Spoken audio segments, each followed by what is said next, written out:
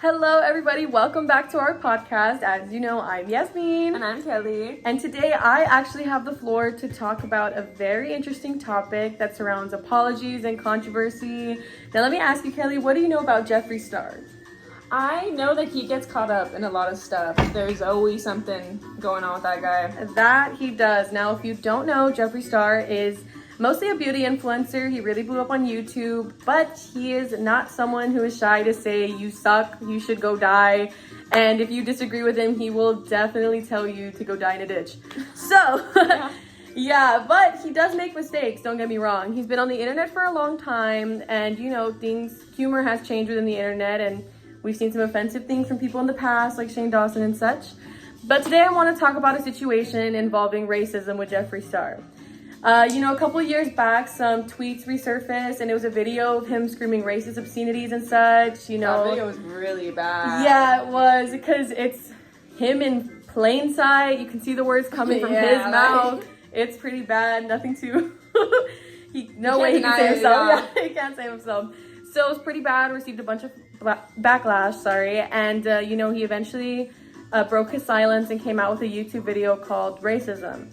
Now, in this video is his main apology, but it is a little spotty. So first, I feel like we should talk about what makes an effective apology. There's certain criteria to uphold, and we've actually brought in a specialist in apologies. So let's welcome our guest, Dr. Harley. She has her PhD in squeaky toys, and she is ready to talk to us a lot about apologies, right? She really does.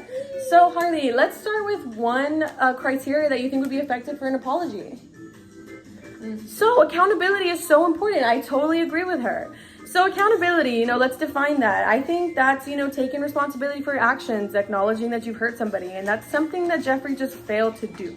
So I don't know if you've seen a YouTube video, but half of it in the 15 minutes is him just saying, I was just young and people were so mean to me, so I was just mean back to people. That's pretty much his reasoning for why he was extremely racist to people.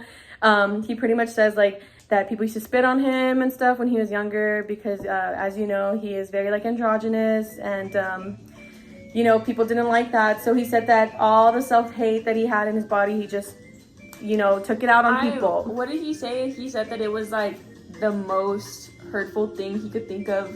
Yes, that he would think of the most hurtful thing to say back to people when they would say stuff to him first. As much as that's an explanation, I feel like he fails to say I'm sorry to the words that negatively impact the community, that those words were based on to, denote people.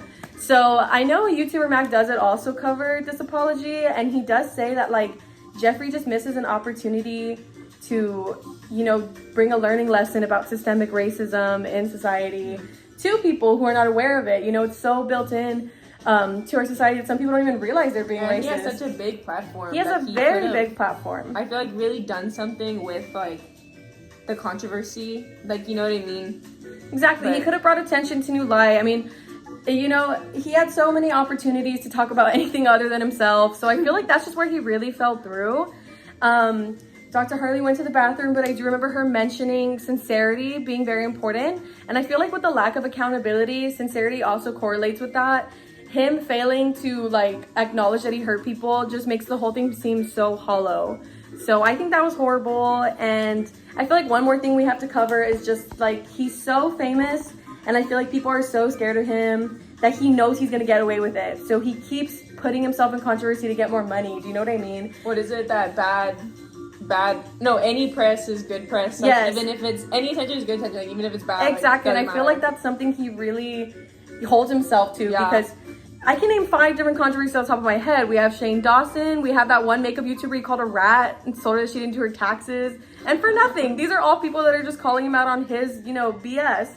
So I think that's important to take into account. With influencers, they kind of focus more on profit and how they can make money. And I feel like that's where his main focus was rather than a genuine apology. She says that consistency is also another really important. And she is so right. So yes, I feel like consistency, you make promises when you apologize, of course. I'm going to do better. I'm going to grow. And, Jeffree does do that in his video saying that we need to pay attention to the more important things happening in the world, that we all have our own responsibilities. which is a little ironic because he also has responsibilities that he did not, like being racist, like what, hello? But anyways, yeah, consistency is very important. I feel like him being wrapped up in so much controversy still, because this all happened in 2018, just shows that his apology wasn't sincere and it was just a cash grab. Yeah. So, you know, maybe one day we'll get an apology for the apologies, but we'll see. Thanks for listening, guys. Just something to think about when it comes to apologies and influencers. And I know next week Kelly's going to be covering her own influencer apology.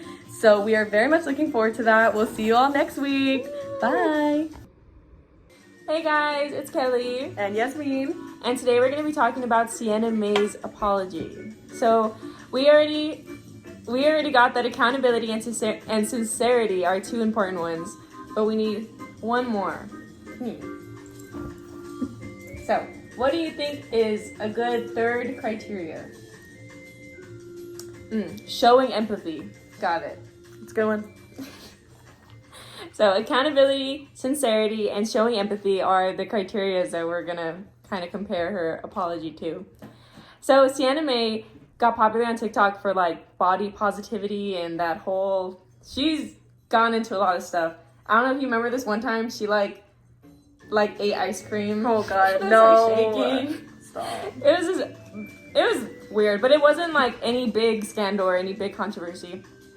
But she was dating this one like YouTube guy, and there ended up being a scandal that like his friends said that she was sexually assaulting him and all this stuff. And she released 2 apologies, which were like her most like famous ones, which is the dance apology that I'm sure you guys have heard about. So that's the one that people like make the most jokes about, and like nobody took her seriously after that. So when she released her like actual apology, which was the blog post, everyone already had like a preconceived like notion that like it was just gonna be bad, which it was bad. So her whole apology, she takes no accountability the whole time. She literally is just being like, I'm a kid, like I'm growing, like I was in love with him, like that's why I made the mistake. Like she never once says like, oh, I'm sorry, or says that she did anything wrong. The whole time it's just her being like, well, Jack led me on, which was the friend.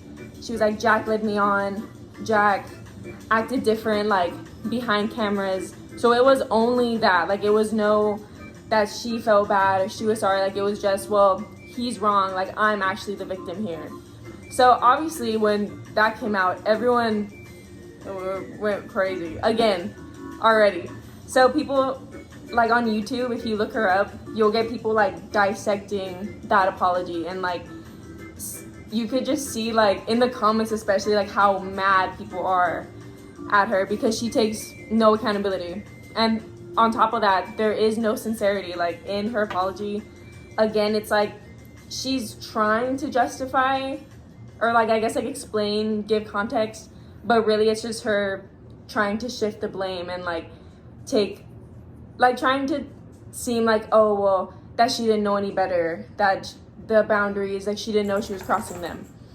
And so with the empathy part of it, she put like pictures of them like all like throughout the whole blog, and the pictures like are them like so close, like they're like hugging and like borderline kissing, and you could tell that she did it out of spite to Jack, to just kind of like be like, look guys, like here's proof, like he did want me. Like it was no empathy. She did not feel bad for that guy at all. No, yeah. That's bad.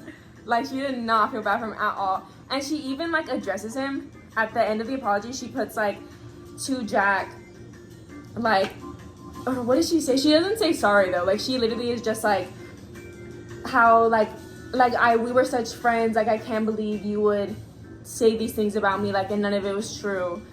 And so literally like that's it. And then she ends it by being like, I'm growing again. Literally again. Wow. So people did not. Literally, she had no criteria. Like, any of the criteria, accountability, sincerity, showing empathy, like, none of them get crossed out. I feel like you could tell that she tried, but she just did not. It did not come off Do you think at if she any of like those. was transparent the second time, it still wouldn't have worked because her first one was so bad? Yeah, I feel like literally she just kept digging herself a hole. And it's like she could have handled it better, I feel, by literally by just saying sorry and maybe by accepting like what happened, but her just like completely brushing everything off, like shifting the blame, like no. People do not like her. And so even now, like people who do support her, you can't say you support her because especially on TikTok people will go in. Yeah, I've seen comments under all her videos, and most of them are all just them hating on her. Like, and if someone says they do support her, there's a million replies saying like, "Why you shouldn't?" How dare you? Yeah. So her apology was not a good one at all. So yeah, so that's well, not an analysis, I guess, but like just kind of an overview of that whole Sienna May scandal and everything. Hope you guys found it interesting. Yeah, Sienna May, Jeffree Star. It's kind of weird to notice a pattern in influencers more trying to shift blame for their self-image than actually trying to make things right. I feel like it ties into the fact that they have like money to make. It's their main career. No, yeah, So- especially like Sienna May after this whole apology, she released like a swimsuit brand. And then Jeffree, right after his apology, came out with a new collection of makeup. Yeah. So I feel like it was all just to save face, to make more money, which is kind of messed up. Crazy, yeah. And I feel like, I wonder if it was, not planned, but I wonder if it was like, because she probably already was gonna do the swimsuit brand and then caught up in the scandal and was like, Oh, damn, like her PR team was like, let's work with this. Yeah. Yeah, maybe, honestly. that's bad. But yeah, that's just some food for thought. Next time you see an influencer apologize, try to really look into it instead of just through it. Don't really take it at surface level. Context is important. And as we said, some good criteria is accountability, sincerity, consistency, empathy. So there's just some things to think about every time or next time you do see an apology or you have to make one for somebody. And we will catch you guys next time. See you next week where we'll be talking about something. Have a good one. Bye. Bye.